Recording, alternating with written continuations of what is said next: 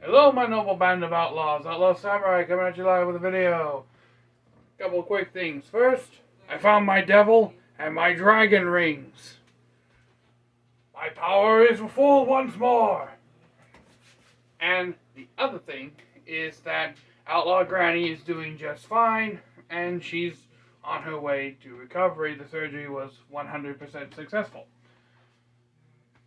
You'll notice from the shorts I've done today. So now that my mindset is back in a good place, let's begin the review of the Devil's Edge qama, or kinjai. You see, Outlaw did some research. And I found out that not only is this a Persian-style blade, but it is also heavily used by the Cossacks, which are basically the Russian equivalent of men-at-arms or Landskrits. If you know what a Landskrits is, they're basically mercenaries. Cossacks are the Russian equivalent.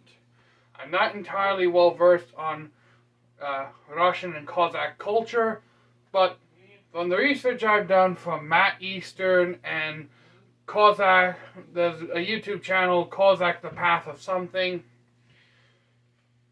This is not just a Persian-style blade, is what I'm getting at.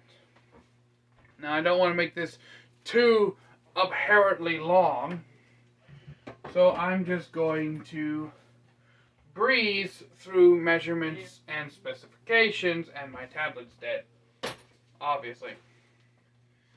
Well, basically, since this is the second time I've had to do this video, I remember what Cult of Athena said. Basically, the weight of this sword is supposed to be 1 pound, 15.5 ounces. I'm taking 15 ounces off for the scabbard because from past experience, I have found that Cult of Athena includes the scabbard in their weight measurements. Also, the culture of origin for this sword, the qama, is, according to Cult of Athena, Arabian. Oh, good, my laptop's charged. I can look up the thing on the thing. Is Arabian, Afghanistanian, and while that is correct, it should also be mentioned that the qama was also used by the Cossacks of the Caucasian Mountains. So, just a little bit of a lack of information there on that part.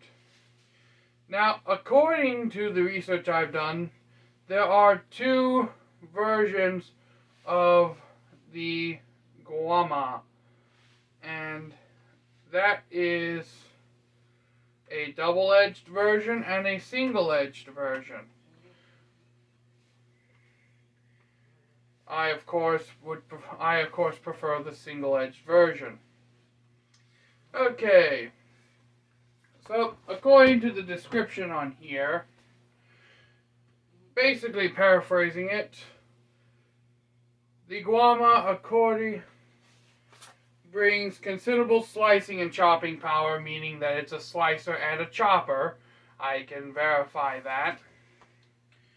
It has a thick, robust spine for hacking and slashing. The swept-back curve allows for it to be much more deadly and effective in tip cuts.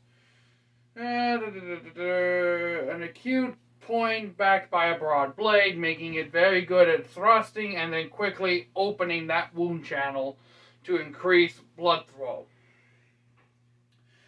Sharpened and tempered carbon steel, highly durable, full tang, as we see in the construction, and is paired with a well-connected wood core scabbard lined with covered in leather, with a belt loop that sucks dick.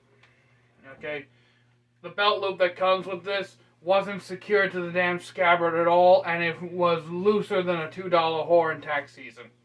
Okay, you can see that I'm back to being in a much better frame of mind. 5 minutes and I've basically paraphrased the entire description. Damn! Outlaws on a warpath! Now that the single greatest crisis of my life has been averted. Okay, so we got an overall length of 23 3/8 inches. My measurement again is 23 1/4 inch. Blade length is 17 3/4 of an inch. I'm clocking that at just a hair longer. Of course, I'm measuring to the very bottom of this shelf. So, again, that matches. Width at the base edge, of course, is sharp. We've seen that in the sharpened and unsharpened cutting videos for this sword. I don't think I've done the sharpened cutting video yet. I'll have to look back on the videos I've uploaded for this. But it is just shy of 2 1/4 inches wide at the base. I don't have my calipers either at the moment. Like I said, a lot of shit's been happening and I can't find my shit. But it basically has a 1.4% distal taper starting at 5 millimeters and ending at 4.6 at the tip. Grip is 3 3/8 inches long. On mine, I measure a solid 4. But that is including everywhere that my hand makes full contact, is what I'm basically counting as the grip. 1070 high carbon steel, the type qama, class battle ready, culture Afghanistan, Arab, and Arabian. I'm not even paraphrasing, they literally say Arab on here. Manufacturer is double edge, and the country of origin is Pakistan, which makes it historically accurate. Now, that I've kind of breezed through all of the shit that usually takes me 4 or 5 minutes to do alone, again, Joe Steelforged in Fire said I should really start trying to condense my reviews. So, I don't know, if you like the long blabbing reviews compared to the short paraphrase reviews, let me know. It kind of reminds me of Matt Eastern's drunken reviews, which I would like to have a non-drunken review of the Oni katana from Hanwei, but I'm rambling. Now, what do I think of this sword overall? First of all, I think it's the bastard child of a Bowie knife and a gladius. Second of all, I really do like the way it moves now that I've fixed a few of the problems that I had with it. Now, aside from the belt loop being utter trash that I wouldn't even give to a cosplayer, the only things I had wrong with the grip are these all come from the grip. And there are 3 things that could either be fixed with some sandpaper, black electrical tape as I've done, or if you know how to take the scales off and just extend that grip by using a forge, more power to you. Now, what are my problems? 1, the wood, polished wood was too slick. I could, even after I had fixed the biggest issue, which was the other nub that protruded on this side, I literally just took it to the belt sander, finished it with some 600 grit, and boom. But yeah, after I had fixed the nub on this side, and I was finally able to freely swing this thing without fear, without subconsciously loosening my grip mid-swing to avoid the painful sensation of having my hand dug into, I noticed something, and that is the grip on the qama was slippery.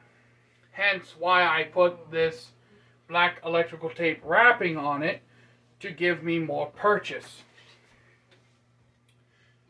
the final thing is that overall I find that the qama is a little short in terms of the grip length. Now, before you say anything, let me just tell you this. Hold on, I had a brain fart. People from the Middle East, Afghanistan, Pakistan, even all the way to India, have historically had smaller hand sizes than us Westerners here in America or even in Western Europe. I wear an extra large glove. So 3 inches, while I can comfortably grasp it, I do feel is a little short. I would like to have had at least a 4 or 5 inch grip so that I could have more freedom to move my hand around as I saw fit. And if that was the case, I may not have even had to sand off the nub. So if the grip was a little longer, who knows? I probably could have worked my way around that, having to cut the nub off. But we'll never know. Now,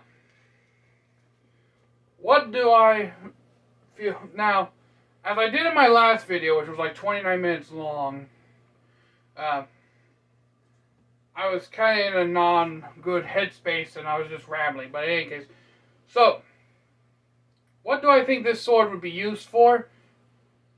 Big martial knife fighting. Again, Michael Rizzo is a much better YouTuber for me than me when it comes to fighting with knives. I prefer full-size swords. But this falls into the in-between category of big-ass knife, short sword, kind of hybrid category. Where you could use it to fight with different knife styles, like Michael Rizzo's Esquita Kata, I believe. It's a Spanish word, basically some form of Spanish knife fighting. Of course, you also have the classic American Bowie style of knife fighting. You could use Filipino knife fighting and even probably machete fighting techniques with this. And the list goes on.